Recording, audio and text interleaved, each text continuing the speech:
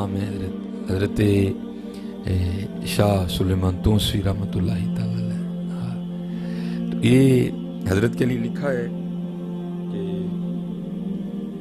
आपका एक मुरीद था जो पेशे के लिहाज से ना हजाम था, नाइयों का काम करता था, बाल वगैरह लोगों के तराशता था, ख़त वगैरह बनाता था। तो उसका छोटा बच्चा था जिसकी उम्र 2 साल थी, तो बाहर खेलने के लिए गया तो घर नहीं आया।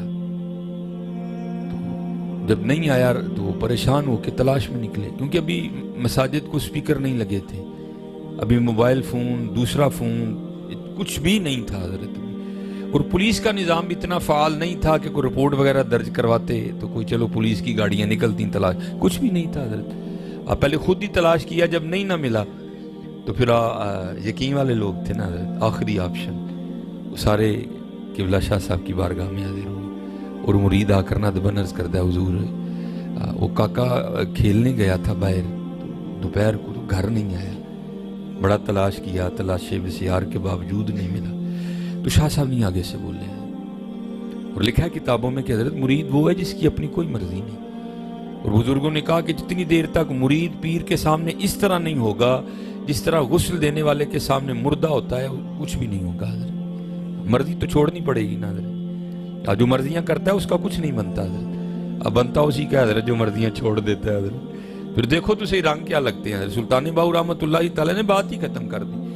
आप फरमाते हैं ना रब अर्श मुअल्ला उत्ते ना रब खाने काबे हूँ, गंगा तीरथ मूल ना मिलया पैडे बेहिसाबे हूँ, ना रब इलम किताबी लब्बा ना रब विच महराबे हूँ, हाँ जद दा मुर्शिद मिलया बाहू छुट्टे सब बदाबे हूँ, ना मैं जोगी ना मैं जंगम ना मैं चिला कमाया हूँ, ना मैं भज मसीती वड़िया ना तस्बा खड़काया हूँ, जो दम गाफिल सो दम काफिर मुर्शिदे फरमाया हूँ, जीवे कामिल मुर्शिद बाहू जिन्हें सोना रब मिलाया हूँ। हाय हाय जुबानी कलमा हर कोई आखे दिल दा पढ़दा कोई हूँ, जिथे कलमा दिल दा पढ़दे जीब नू मिले ना ढोई हूँ, और दिल दा कलमा आशिक पढ़दे की जानन यार गलोई हूँ, ऐ कलिमा मैनू पीर पढ़ाया मैं सदा सुहागन होई हूँ। हाय हाय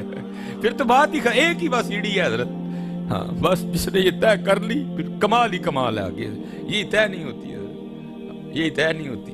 अब अहबाब की मर्जी ये होती है कि पीर हमें हमारी मर्जी के मुताबिक मिले हजरत, नहीं हजरत। दुआ करो अल्लाह में मुरीद होने की तौफीक अता फरमाए हजरत। वो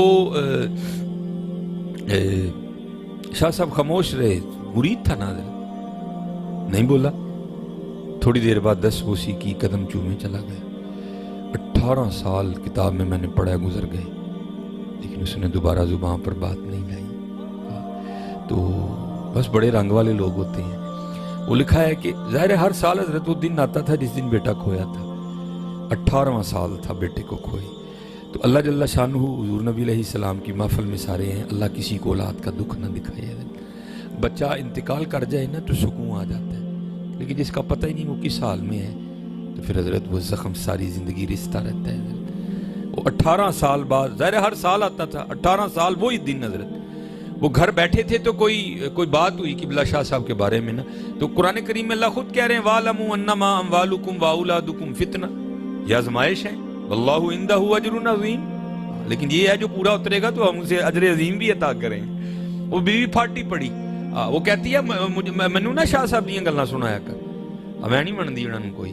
उसने तू क्यों नहीं मानती?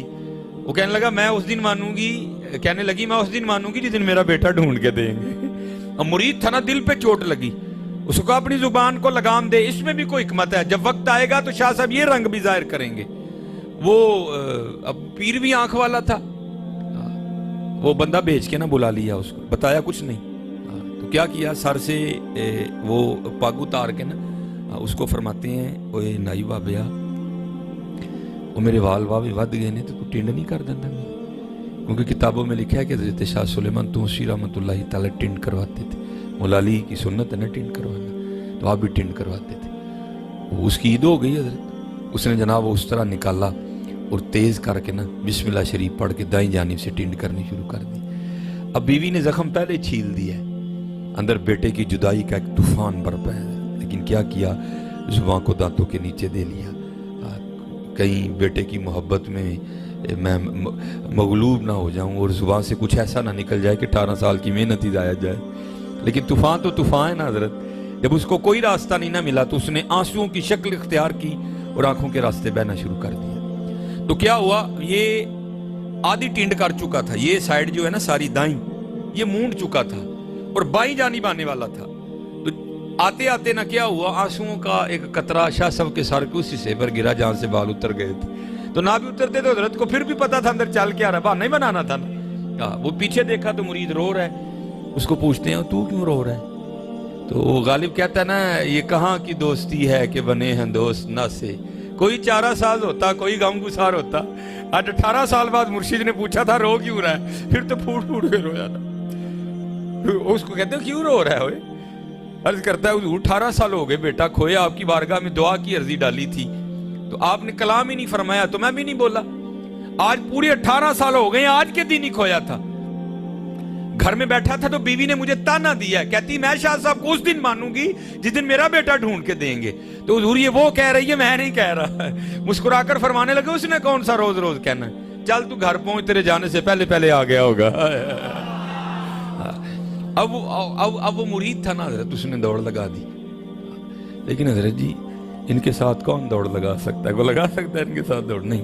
یہ لکھا ہے کہ ایک دن حضرت خواجہ نظام الدین اولیاء رحمۃ اللہ تعالی آپ اپنی خانقاہ میں تھے اور جذب کا غلبہ تھا.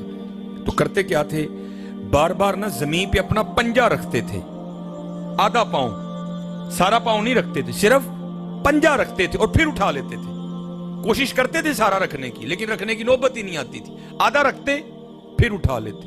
اب سارے مرید کھڑے دیکھ رہے ہیں خانقاہ میں کہ حضرت صاحب بار بار آدھا پاؤں زمین پہ رکھ رہے ہیں, پورا نہیں رکھ رہے. لیکن اس وقت جذب کا غلبہ تھا, کسی میں اتنی ہمت نہیں ہوئی کہ حضرت کے قریب جا کے کو پوچھے حضور یہ آدھا پاؤں کیوں رکھ رہے ہیں, سارا کیوں نہیں رکھ رہے. جب حضرت کا جذب کم ہوا نا اور آپ آ کے اپنی مسند پہ بیٹھے تو سارے مرید اکٹھے ہو کے آ گئے. عرض کی تھی حضور ہم دیکھ رہے تھے آپ بار بار زمین پہ آدھا پاؤں رکھتے تھے پھر اٹھا لیتے تھے, سارا نہیں رکھتے تھے, تو یہ آپ کیا کر رہے تھے؟ تو آپ نے فرمایا میں نے اپنے اکابرین کا قول پڑھا ہے کہ اہل اللہ کے لیے عرش الہی 2.5 قدم ہے, لیکن قربان جاؤ نظام الدین کا تو آدھا بھی نہیں بن رہا تھا. اللہ, ان کے ساتھ حضرت کون دوڑ لگا سکتا ہے؟ لگا سکتا ہے کوئی ان کے ساتھ؟ نہیں لگا سکتا حضرت. یہ تو انجینئر مرزا محمد علی کا ویسے دماغ خراب ہو گیا, ان کے ساتھ نہیں دوڑ لگا سکتا کوئی بھی. وہ اس نے لگائی دوڑ, لیکن جب گھر پہنچا نا تو جا کے کیا دیکھتا ہے, سارا گاؤں اکٹھا ہے, چھت پہ عورتیں چڑھی ہیں, نیچے مرد کھڑے ہیں. جا کے حیران ہو کے پوچھتا ہے بھائی کیا ہوا میرے گھر میں؟ وہ کہتے ہیں یار ہمیں خود نہیں پتا, ایک گھوڑا بدھا ہے, چارپائی بچھی ہے, 20 سال کا گبرو نوجوان بیٹھا ہے, پتہ نہیں کون ہے وہ اس نے لوگوں کو سائیڈ پہ کیا, اندر گیا. اب تو خون ٹھنڈے ہو گئے ہیں نا, تب ابھی خونوں میں گرمی تھی حضرت. خون نے خون کو کھینچا, باپ کو نہیں بتانا پڑا یہ بیٹا ہے, اور بیٹے کو یہ نہیں بتانا پڑا یہ باپ ہے. دونوں بغل گیر ہوئے, سینے سے سینہ لگا, خوب روئے دونوں. جب اندر کا طوفان تھم گیا نا تو باپ بیٹے سے پوچھتا ہے پتر وہ کس طرح گیا اور کس طرح آیا؟ وہ کہتا ہے بھائی جب گیا تو خود ہی نہیں بتاتا, چھوٹا تھا. لیکن یہ ہے کہ سکھوں کے گھر میں تھا, انہوں نے کہا ہم نے تجھے راستے میں سے اٹھایا تھا, اغوا کیا تھا, لیکن یہ نہیں بتاتے تھے کہ اٹھایا کہاں سے ہے. اب بتاتے تو لوٹا تھا. اچھا پتر یہ تو ہوا جانا, اب یہ بتا واپس کس طرح آیا؟ وہ کہتا ہے ابا جی میرا سکھ مالک کہیں جانے والا تھا اور اس نے مجھے گھوڑا تیار کرنے کا حکم دیا, تو میں گھوڑا تیار کر کے نا اس کی لگامیں پکڑے کھڑا تھا. میرا منہ دروازے کی جانب تھا, بابا دروازے سے نہیں آیا, زمین سے نکلا یا آسمان سے گرا مجھے نہیں پتا کوئی بھی. بھاگتا ہوا آیا, میرا ہاتھ پکڑا اور گھوڑے سمیت مجھے وہاں سے یہاں کھڑا کر کے خود غائب ہو گیا. اب مرید تھا نا حضرت, وہ پوچھتا ہے پتر اگر لے جاؤں اور بابا جی پہچاننے پڑے تو پہچان لے گا, اگر شناخت کرنی پڑے تو کر لے گا, پہچان لے گا نا بابا جی کو کہ یہ وہ تھے کہ کوئی اور ہے. تو آگے سے کہتا ہے ابا جی اور بابا جی اتنے سونے ہیں, اگر لاکھوں میں کھڑا کر دیں گے پھر بھی پہچان لوں گا. لیکن سب سے بڑی نشانی یہ تھی ان بابا جی کی آدھی ٹینڈ تھی, آدھے سر پہ بال.